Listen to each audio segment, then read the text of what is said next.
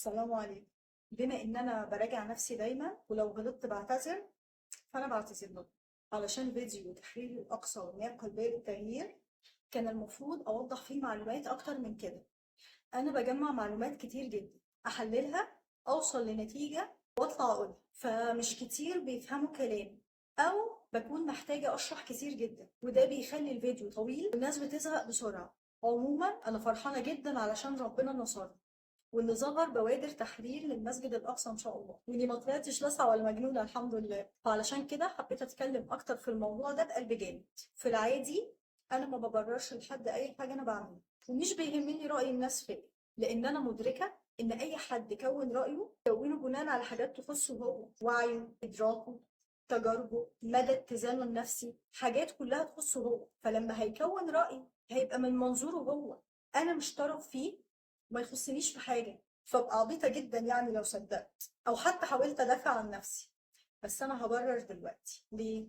علشان الموضوع ده حساس جدا جدا، وأنا نفسي فعلا يكون وعي الناس أكبر فيه، ومحدش هيستقبل معلومة طول ما هو الشك دخل قلبه في الشخص اللي بيقول المعلومة ده.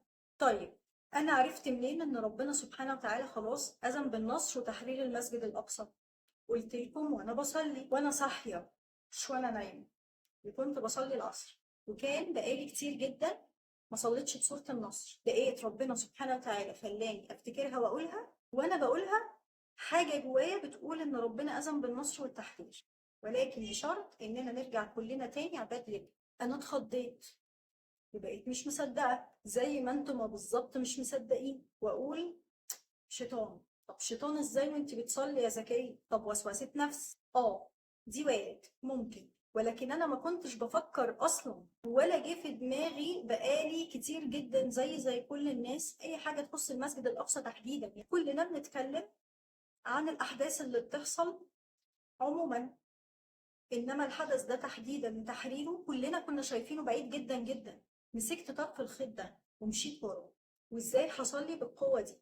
الشعور اللي حسيته وقتها كان غريب جدا وقوي، مش عادي ابدا، لحد ما وصلت للفيديو ده بتاع دكتور مصطفى محمود بيتكلم ان ربنا بيوحي لكل مخلوقاته.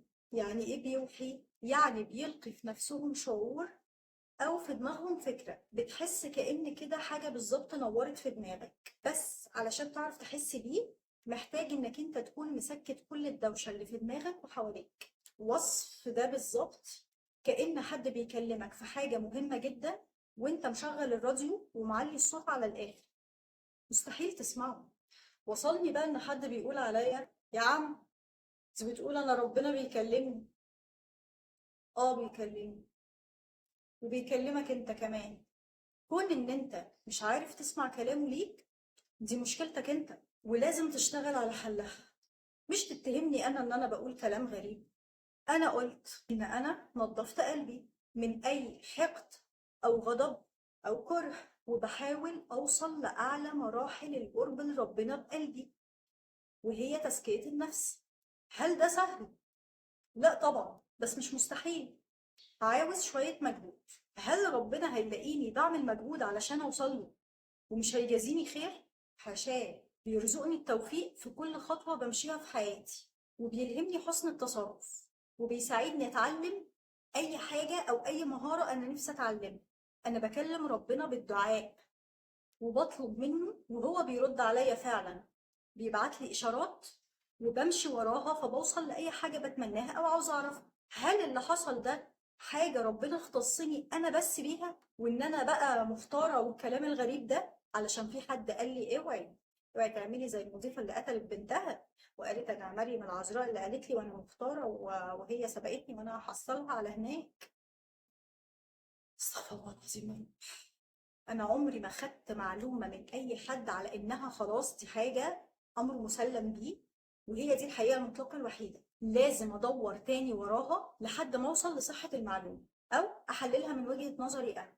وطول رحلتي في البحث ورا اي معلومه او حدث، بالذات لما يبقى روحاني او ليه علاقه بالغيبيات، بحصن نفسي من مكائد الشيطان بثلاث اذكار مش بيفرقوا لساني. اللهم إني أعوذ بك من أن أشرك بك شيئا أعلم وأستغفرك لما لا أعلم. اللهم أرني الحق حقا وارزقني اتباعه، وأرني الباطل باطلا وارزقني اجتنابه. اللهم قني شر الفتن ما ظهر منها وما بطن. ولما بتكون نيتك البحث علشان توصل لحاجة تخص ربنا سبحانه وتعالى، صدقني بيدلك. ربنا ادالنا العقل البشري ده بإمكانيات جبارة، AI رباني. كل ما هتشغل مخك أكتر، كل ما هتتفتح قدامك ملفات أكتر، وهتتوسع في البحث أكتر وأكتر. وده فعلا ممكن يكون مدخل قوي جدا للشيطان. فبدل ما تدعي ربنا وتستعين بيه في رحلتك في البحث، وده ربنا بيحبه جدا جدا في العبد، والرسول صلى الله عليه وسلم قال: من سلك طريقا يلتمس فيه علما سهل الله له طريقا للجنة. تروح انت بقى تخاف من الشيطان وتقول: لا يا عم، مش هفكر ولا هبحث، ده تكفر ولا ايه؟ ومش بس كده، ده انت بدون اي تفكير او وعي بتتهم اللي بيفكر وبيبحث انه مختل. واللي حصل لي ده ممكن يكون حصل للناس كتير او حتى للناس كلها، بس اغلب الناس في غفلة، سواء قلب الشيطان مخليه مليان ضغائن، او تفكيره مشوش، او وعيه محدود، فما حسش بالقوة اللي انا حسيت بيها ولا باليقين الشديد اللي عندي. بيتأكد لي الكلام ده في ايه؟ في صحوة ضمير العالم كله مرة واحدة. كل الناس عايزة تطلع على اخواتنا في غزة تساعدهم. الناس ما بقتش قادرة تقعد تتفرج على المهزلة اللي بتحصل هناك دي اكتر من كده. محدش بقى مستني الحكومات تعمل حاجة، خلاص كله جاب اخره. انا بقول كل الكلام ده دلوقتي ليه وطالعة اتكلم في الفيديو ده ليه؟